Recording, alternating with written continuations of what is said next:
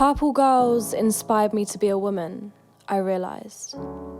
After tireless disappointment, uncertainty, a disassociated glance in the glass, running a race where I was always 4 miles behind, because boys in class could contribute their thoughts without previously engaging in a ceaseless inner monologue about whether their contribution was worthy, about whether they were worthy.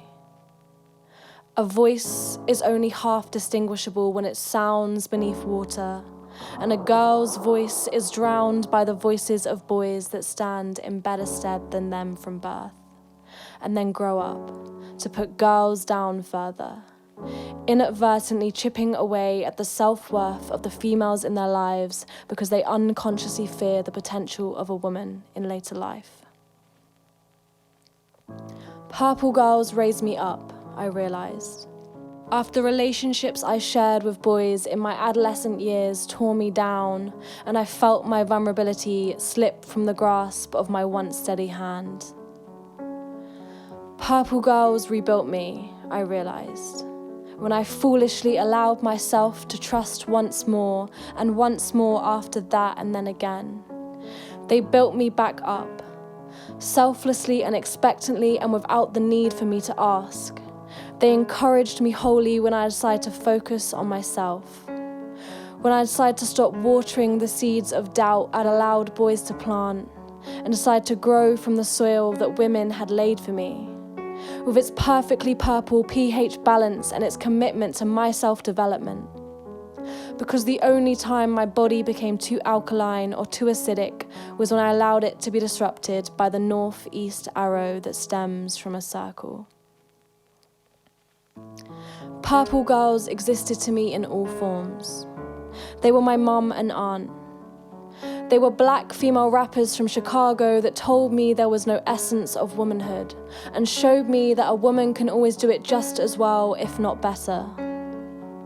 They wrote to me, trapped from their yellow wallpapered rooms and the land of Herland where they lived in their perfect solitude.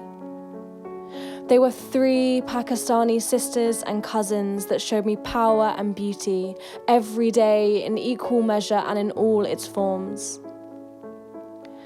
Purple girls dyed blonde streaks in the front of their hair and forced me to keep the flame of my potential alive, sometimes with words unspoken. They showed me that the healthiest and most fulfilling relationship I would ever share was with myself.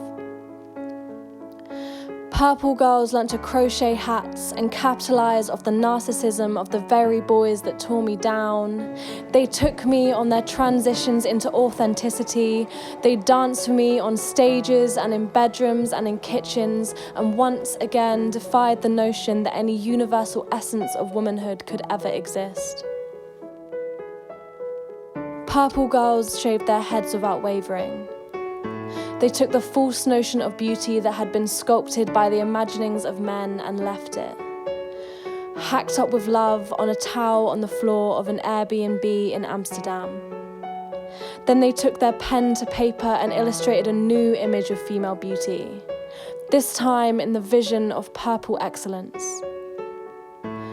Purple girls told me their own stories of growth, of how they left home and realized the magnitude of their own intelligence, and returned with the knowledge there will be no settling down, for settling down seems to perpetuate the myth that girls do not deserve to thrive and grow.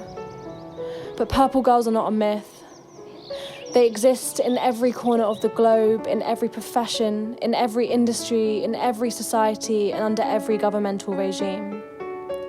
They exist as an unrecognized movement, an undercurrent in the waters with the sole aim of growing each other up, because in a world of antagonistic competition, they are realizing that women are a stronger force when they grow together.